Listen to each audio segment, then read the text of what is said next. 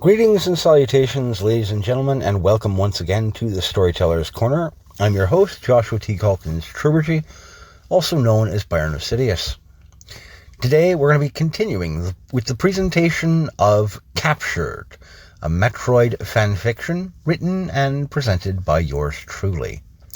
We pick up where we last left off with Part 4.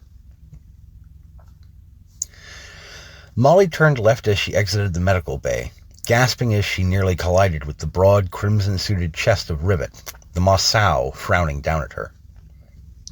Maker, Rivet! You can't just appear like that out of nowhere. What's going on? I want a minute alone with her, he grunted, hands curled into tight fists. Riv, come on, Molly said, bringing her hands up with the palms down, elbows loose, stance passive to try and calm him. You fucking killed Digger, Captain. She punched a hole through his goddamned head like it was singing in the rain. Yeah, well, we were coming at her with our own weapons drawn, big guy, Molly pointed out, trying to give him an aw shucks kind of smile, aiming to disarm. A girl's got a right to defend herself. That bounty hunter ain't no girl, he snorted, jabbing a finger in the direction of the medical bay door, shoulders hunching up. She's a monster, a fucking freak. I said we dope her up, put her in one of the airlocks, and jettison the bitch before she can cause any kind of trouble. Normally, I might agree with you, Molly said, folding her arms over her chest, cocking her hips to one side. The ball was now solidly in her court.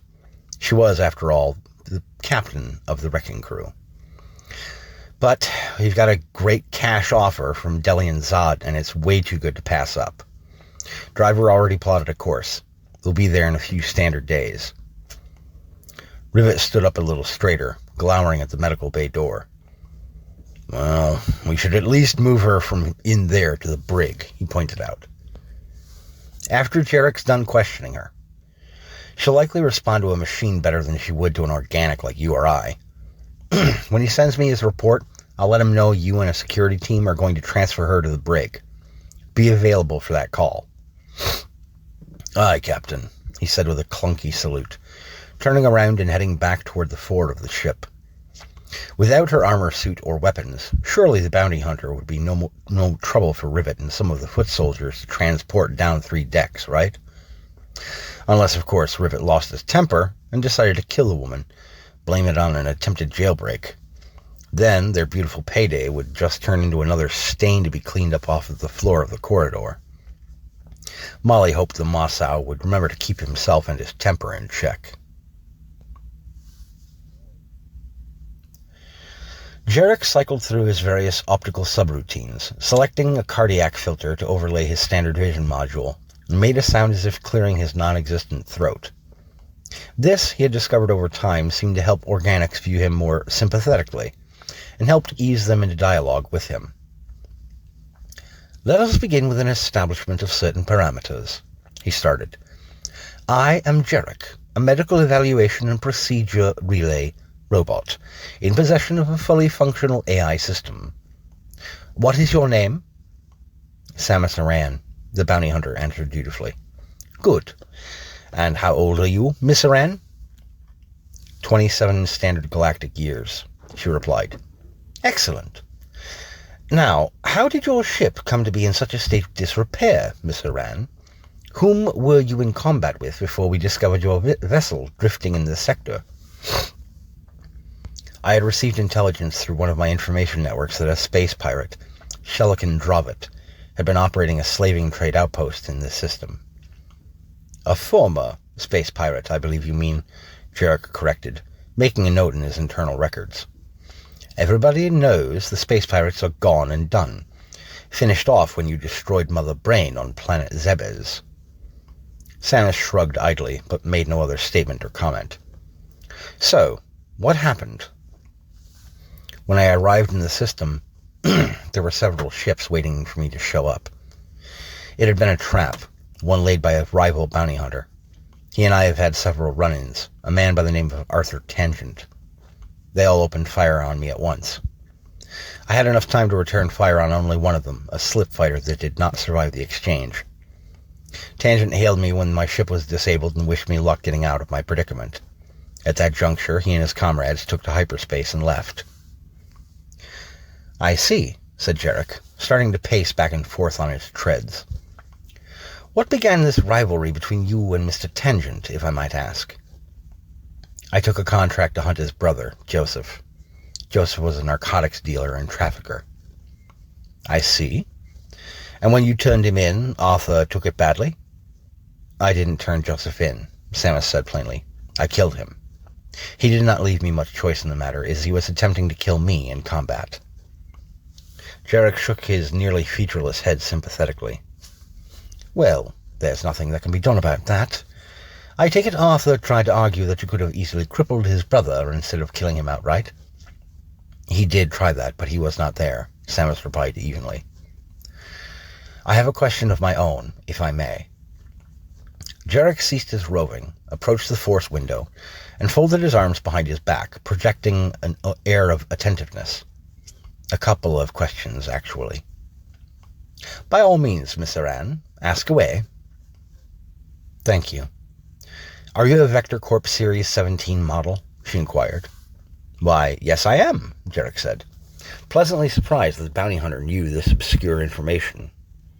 And are you a Type B or a Type C unit? She asked, leaning closer to her own side of the force window. Type C? Why? Just curious, she said, standing up straight once more. Vector Corp External Override Code Input 1954, she said. Jarek's body went limp, and the consciousness that had been in command of his mechanical body blinked out into soundless darkness, locked away from the world.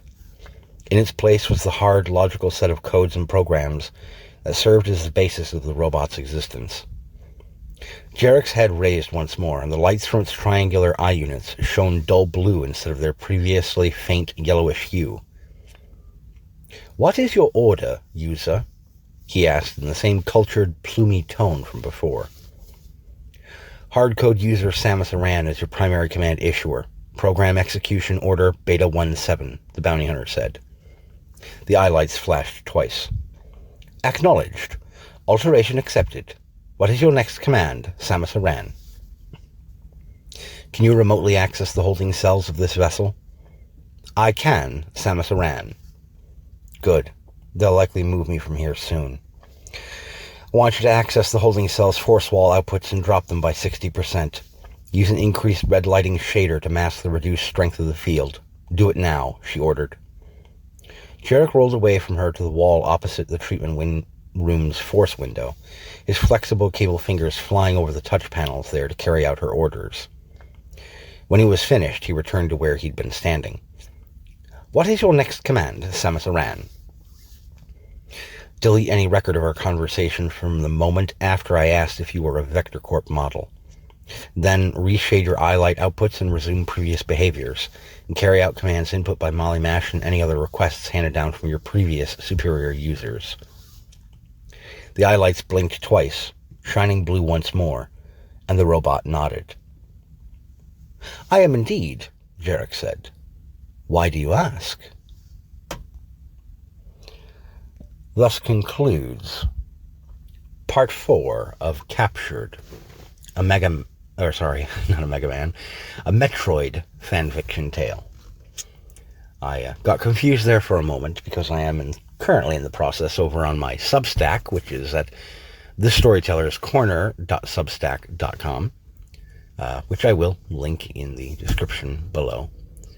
I'm alternating back and forth right now between presenting in text format American Goblin and an older Mega Man X fanfiction story that I wrote some years ago, Steel Nightmare. But anyhow, that's elsewhere and asides. Ladies and gentlemen, I'd like to thank you for tuning in once again to this video and for giving it a listen. I'd like to thank you for the time that you choose to spend with my material. I ask that you take care of yourselves, and as always, folks, keep reading.